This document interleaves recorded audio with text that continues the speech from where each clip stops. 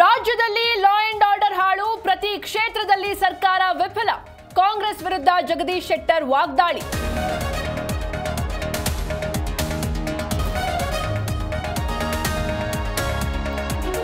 ವಾಲ್ಮೀಕಿ ಸಮಾಜದ ವಿರುದ್ಧ ಅವಹೇಳನಕಾರಿ ಹೇಳಿಕೆ, ರಮೇಶ್ ಕತ್ತಿ ವಿರುದ್ಧ ಎಫ್ಐಆರ್. ಬೆಳಗಾವಿಯಲ್ಲಿ ತಡರಾತ್ರಿ ಕತ್ತಿ ವಿರುದ್ಧ ಪ್ರತಿಭಟನೆ.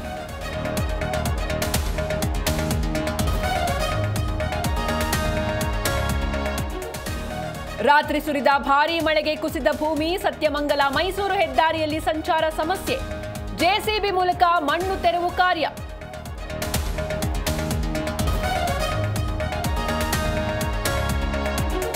ರಾಜ್ಯಾಧ್ಯಕ್ಷರಾಗಿ ವಿಜಯೇಂದ್ರ ಮುಂದುವರಿಕೆ, ಪುತ್ರನಿಗೆ ಬಲ ತಂದ ಬಿಎಸ್ವೈ ದೆಹಲಿ ಪ್ರವಾಸ. ನೂತನ ಪದಾಧಿಕಾರಿಗಳ ನೇಮಕಕ್ಕೆ ಹೈ ಟಾಸ್ಕ್.